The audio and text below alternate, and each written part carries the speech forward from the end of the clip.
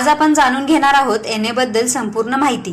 NA म्हणजे काय, NA करण्यासाठी कर किती भरावा लागतो, एनए करण्यासाठी आवश्यक कागदपत्र कोणती आहेत, एनए करण्यासाठी अर्ज कसा करायचा, एनए प्रक्रियेमध्ये कोणते नवीन सुधारणा झाले आहेत, भोगोटादार वर्ग 1 आणि भोगोटादार वर्ग 2 या जमिनींना एनए करण्यासाठी परवानगी देण्यात आली आहे का, किंवा याविषयी कायदा काय सांगतो, आपण जाणून घेऊया।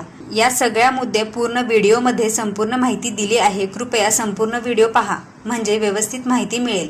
एनए जमीन म्हणजे काय? महाराष्ट्र जमीन महसूल अधिनियम 1969 नुसार शेतजमिनीचे वापर हा इतर कोणत्याच विकास कामाकरिता येत नाही। जर असा वापर करायचा असेल तर राज्य शासनाची परवानगी घ्यावी लागते। जमिनीचा वापर बिगर शेतीसाठी म्हणजेच औद्योगिक, वाणिज्य किंवा निवासी करण्यासाठी करायचा असेल तर कायदेशीर परवानगी घ्यावी लागते। याच प्रक्रियेला म्हणजेच शेतीच्या जमिनीचे बिगर शेतीमध्ये रूपांतर करण्याच्या प्रक्रियेला म्हणजेच एनए जमीन म्हणजेच नॉन एग्रीकल्चर लँड म्हणजेच अकृषिक असे म्हणतात। इथेपर्यंत सगळ्यांना माहिती कळाली असेल। आता आपण पुढील मुद्द्याकडे वळूया। एनए जमीन करण्यासाठी कर किती भरावा लागतो? जर शेत जमिनीचे व्यावसायिक जमिनीत रूपांतर करायचे असेल तर जमिनीच्या बाजारभावाच्या 75% कर भरावा लागतो। जर शेत जमिनीचे रहिवासी जमिनीत रूपांतर करायचे असेल तर जमिनीच्या बाजारभावाच्या 50% कर भरावा लागतो। जर शेत जमिनीचे निमसरकारी जमिनीत रूपांतर करायचे असेल तर जमिनीच्या बाजारभावाच्या 20% कर भरावा लागतो। जर शेत जमिनीचे औद्योगिक जमिनीत रूपांतर करायचे असेल तर जमिनीच्या बाजारभावाच्या 20% कर भरावा लागतो। आतापर्यंत सांगितलेली माहिती समजली असतील तर आता आपण पुढील मुद्द्याकडे वळूया। या भागात आपण बघूया एनए म्हणजेच नॉन एग्रीकल्चर म्हणजेच अकृषिक जमीन करण्यासाठी लागणारे आवश्यक कागदपत्र कोणकोणते आहेत ते आपण बघूया। सगळ्यात आधी जिल्हाधिकारी कार्यालयातून फॉर्म भरून 5 रुपयाचा स्टॅम्प, यानंतर जमिनीच्या 7/12 उताराच्या 5 प्रती झेरॉक्स, यानंतर जमिनीचा फेरफार व त्याच्या 5 प्रती, त्यानंतर जमिनीचा 8A चा उतारा, त्यानंतर भूमी अभिलेख रेकॉर्ड कार्यालयातून जमिनीचा नकाशा। जर तुमच्याकडे जमिनीचे महसूल विभागाचे कोणतेही रेकॉर्ड उपलब्ध नसेल तर महसूल अधिकारी यांच्याकडून जमिनीचे कोणतेही कागदपत्र उपलब्ध नसल्याचे प्रमाणपत्र। जर इमारतीसाठी एनए करायचे असेल तर बिल्डिंग प्लॅनच्या 8 प्रती, त्यानंतर जमिनीचा चालू 7/12 उतारा। जर जमीन राज्य, राष्ट्रीय किंवा जलदगती महामार्गमध्ये येत असेल तर राज्य महामार्ग प्राधिकरण, राष्ट्रीय महामार्ग प्राधिकरण, जलदगती महामार्ग प्राधिकरण यांच्याकडून ना हरकत प्रमाणपत्र। त्यानंतर जर जमीन ग्रामीण भागात येत असेल तर ग्रामपंचायतीचे ना हरकत प्रमाणपत्र। जर जमीन शहरी भागात येत असेल तर महानगरपालिकेचे किंवा शहरी संस्थेचे प्रमाणपत्र। जमिनीवर गाव पातळीवरील शेतकरी सहकारी विकास सोसायटीकडून कोणतेही कर्ज किंवा भरणा नाही याचे प्रमाणपत्र दाखला। जी जमीन एनए करायची आहे ती कोणत्याही कामासाठी किंवा प्रकल्पासाठी घ्यायची किंवा अधिग्रहित करायची नाही असे सांगणारे तलाठी यांचे पत्र दाखला।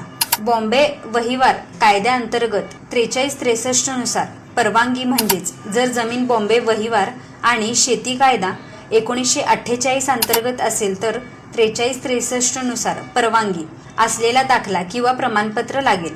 एनए साठी अर्ज कसा करायचा आता आपण बघूया। तुमच्या जमिनीचे एनए करण्यासाठी सर्वप्रथम तुम्हाला जिल्हाधिकारी कार्यालयात अर्ज करावा लागेल। हा अर्ज मिळाल्यानंतर माननीय जिल्हाधिकारी हा अर्ज 7 दिवसाच्या आत तहसीलदाराकडे पाठवतात। माननीय तहसीलदार या अर्जाची छाननी करतात तसेच तलाठी यांच्याकडून जमिनीची चौकशी करून घेतात। माननीय तहसीलदार ही जमीन एनए झाल्यानंतर कोणत्या पर्यावरणीय अडचणी येऊ शकतात का किंवा यामुळे कोणत्या प्रकल्पाला धोका होणार नाही याची काळजी तपासणी करतात। ही तपासणी पूर्ण झाल्यानंतर माननीय जिल्हाधिकारी जमीन रूपांतरणाला आदेश काढतात। त्यानंतर तलाठी कार्यालयात जमिनीची एनए अशी नोंद केली जाते। एनए झालेल्या जमिनीचा त्या कामासाठी उपयोग झाला नाही तर त्या जमिनीची एनए म्हणून असलेली नोंद रद्द होते। तुम्ही जो कर भरला आहे तो सरकारी दरबारी जमा होतो। एनए प्रक्रियेत नवीन सुधारणा कोणत्या?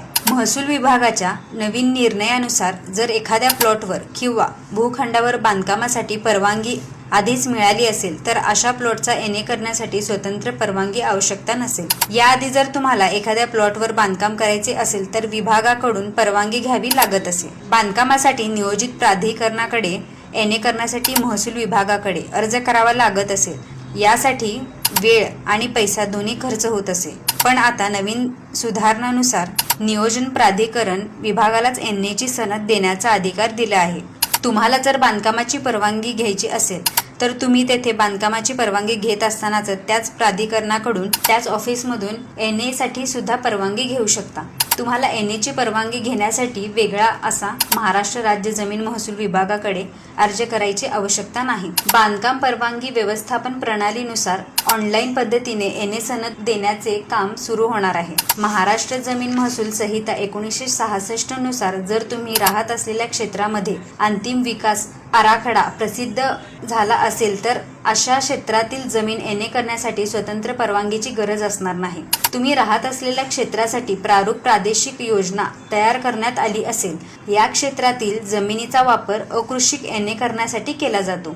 कोणत्याही गावाच्या हद्दीपासून त्याची जमीन 200 मीटरच्या आत आहे अशा शेत मालकाने NA परवानगीची गरज नसेल. भोगोटादार वर्ग 1 व 2 जमिनींना परवानगी मिळणार का?